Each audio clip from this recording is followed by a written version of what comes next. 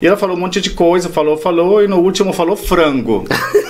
Você... Aí eu pensei... Adolo. Tá, eu falei, frango, foi o último que eu entendi, só que depois fiquei pensando, será que é uma cobra?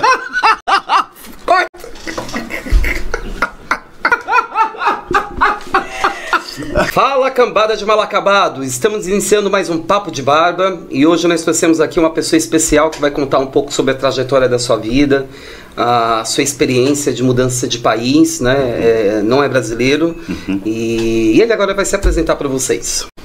Nossas honras. Sim, sou Héctor, venezuelano e moro aqui no Brasil já faz 16 anos. 16 anos? 16 bastante anos. Tempo. Bastante. Bom, quase 16 anos, sim. Cheguei aqui em 2010, abril de 2010. Bacana, bacana. E como que você vê o país hoje, estando 16 anos no país? Como que você enxerga? Eu acho que no âmbito político você já viu muita coisa acontecendo. O que você visualiza? Já vi muita coisa, sim. É muito diferente, né? Hoje de 2010 também, mas eu acho também porque 2010 o Brasil estava era outra vibe para o Brasil, né? Também ele era o foco no mundo, vamos dizer. Era a Copa do Mundo, as Olimpíadas, né? Muito investimento, muito agitado, sim. E hoje, claro, é muito diferente, mas eu continuo gostando, gosto muito do Brasil, não imagino morando em outro país que não seja o Brasil. Agora, você nasceu... Na Venezuela. Venezuela. Tá, e o que fez você mudar de país? O que te despertou? E por que o Brasil? A pergunta é difícil porque eu nunca enxerguei o Brasil como aquele país que eu queria morar. Foi tudo muito rápido e muita gente às vezes acha que eu decidi vir no Brasil por causa bom, não é um segredo, né, de tudo que estava acontecendo na Venezuela naquele momento, mas na verdade foi mais uma coincidência, vamos dizer assim. Em 2010 ainda não existia, né, uma crise tão profunda quanto hoje isso, sim. No momento existia uma crise social, sim, uma divisão entre oposição e aquele que era a favor do governo. Certo. Então existia muito essa briga entre dois grupos, né? Era mais ou menos dessa forma. Mas economicamente ainda não era vamos dizer, não era um problema. Existia um controle cambiário, né, de dólar, que foi estabelecido, acho que foi em 2006, 2007. Então vamos dizer que todo venezuelano tinha direito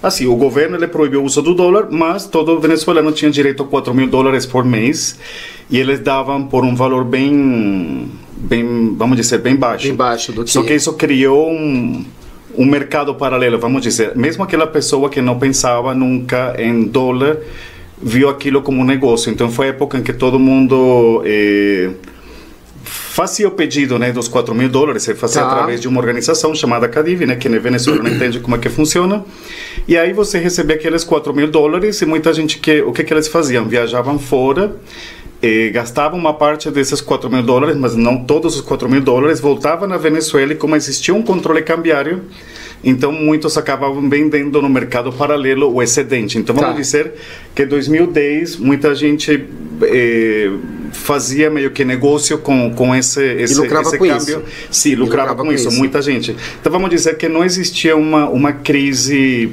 econômica, porque existia essa brecha, essa parte aí.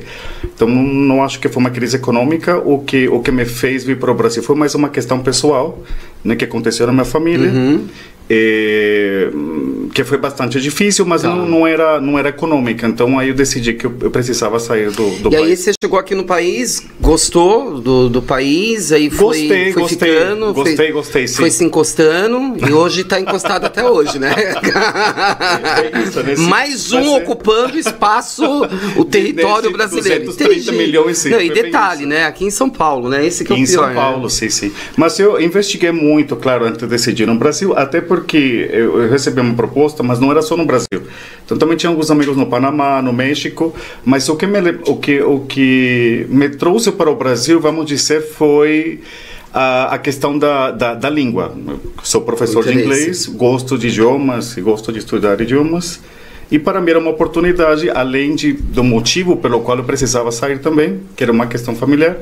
Aí eu falei, bom, por que não Brasil, né? É português, é uma língua que eu nunca pensei que poderia aprender, mas esse foi, na verdade, vamos dizer, o plus, o motivo extra, né? Eu achei mais interessante isso do que ir para o Panamá, o México, que talvez era... Não dava muita diferença, até mesmo em termos de linguagem. E assim, é engraçado, para muita gente tipo, não, é outra língua, então eu acho que a língua acaba sendo uma barreira para muitas pessoas. Para se adaptar. Para se adaptar, mas para no meu caso, tudo o contrário, é o que me atrai, né? A atração para mim é aprender outra língua, outra cultura diferente. Eu sei disso porque, assim, a minha família é nordestina, né? E eu vim para cá primeiro com os meus pais, muito novo, com 3 anos de idade, se não me falha a memória. E quando nós fomos buscar os meus irmãos, eles já eram maiorzinhos. Nossa, foi muito difícil eles se adaptarem à língua daqui de São Paulo, entendeu? Muito difícil, mas conseguiram se adaptar. Para eles era foi difícil. Inclusive, foi difícil. Inclusive, lá em casa era uma guerra. Era tipo assim, quando a gente ia chamar os irmãos da rua, a mamãe mandava chamar alguém, o nome do meu irmão é Marcos, né? Então era assim, Mani Marco! E ninguém entendia da onde saía esse Mani Marco. Agora, imagina, você fala a mesma língua. Choque cultural. Choque cultural, sim. Mas para mim também a língua foi Mas era um desafio que eu também queria, né? E eu cheguei aqui sem saber falar nada. Literalmente eu não sabia nada de português. Nada. E tudo aconteceu muito rápido, acho que uns 2, 3 meses. Aí eu viajei para Caracas, fiz a documentação, porque eu não sou da capital. Certo. E aí eu decidi vir para o Brasil. Acho que foi mais ou menos uns 15 dias antes de eu chegar no Brasil que eu me toquei. Falei, mas se eu preciso, né? Tem na língua, eu preciso saber alguma coisa. Aí lembro que na época existia um site chamado Live Mocha. Aí entro no Live Mocha, falei, vou aprender algumas coisas, preciso do mínimo. E aí ele me ensinava, né, algumas frases. Aí eu aprendi como estão as coisas. Só que eu cheguei aqui... Meio carioca. Meio português de Portugal também, né? É verdade. E aí eu cheguei aqui, só que ninguém falava esse como estão as coisas. E quando eu falava como estão as coisas, era sempre risada, né? Era, não. Ninguém fala assim. Mas eu acho que fala, tudo bem, né? Mas eu acho que o pessoal, meio que te via como um carioca, talvez. Tá bem carioquês, assim, o chiado. Era só a frase, né? Já vai para a segunda frase, já. Pronto, não é brasileiro. Né? E eu não sabia, né? Sim. Então aprendi isso no Live Mocha, lembro. E outra experiência foi, aprendi outras palavras, tipo, não tenho dinheiro, sou estrangeiro, estou perdido. Eu falei, eu preciso saber isso, porque se me perder, né? Aí... eu lembro que aprendi algumas palavras, mas foi dentro do avião. Eu lembro que chegou a aeromoça, eu tenho o olho meio puxado, então acho que ela achou que era mestiço brasileiro, acho que ela achou que era brasileiro.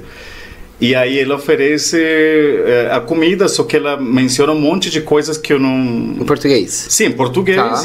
Mas eu também não falei, não falo, eu deixei ela falar. E ela falou um monte de coisa, falou, e no último falou frango. Aí pensei... Adolo. Tá, eu falei, frango, foi o último que eu entendi, só que depois fiquei pensando, será que é uma cobra?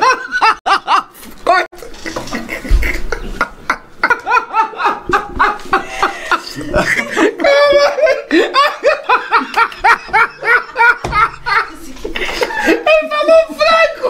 A última foi frango! Adolo! Mas foi bem isso, foi a última palavra. Ai, meu Deus! Calma, continua. Só que, né, aí ela falou a palavra frango, eu falei, tá, não sei o que é, mas eu vou falar frango. Só que eu fiquei pensando, tá, eu vou comer frango, mas o que é frango? Não sei. E literalmente você não tinha ideia do que era sabia, frango. Juro que eu não sabia o que era frango. Mas também não vai ser uma cobra, né? Eu falei, tem que ser carne, tem que ser frango, tem que ser peixe. Tá, deixa eu entender, espera aí, deixa eu só entender. Então assim, no momento no avião, aí você disse que o último prato que ela ofereceu foi frango. Ela ofereceu várias coisas. Sim, o que eu entendi foi frango. Tá, o que você entendeu, a palavra frango, foi isso? Entendi. Agora, o que significa... O que era, nada, aí sei. Você, eu gosto. Não sei se eu gosto. Não, aí você foi lá e falou, eu gosto, sim. Pode trazer. Aquela questão, eu sou professor de línguas, então eu falei, vou me arriscar. Por que não? Não vou ter medo, eu vou pedir frango e o que vier eu vou comer. O brasileiro não come cobra, não vai comer, né? Vai ser carne, vai ser frango, vai ser peixe, mas eu não sabia o que era. Então para mim era meio que uma surpresa, né? Quando eles trouxessem o prato. E depois ofereceu a bebida. Mesma coisa, falou um monte de fruta, isso eu entendi. O último que ela falou, um tal de pêssego.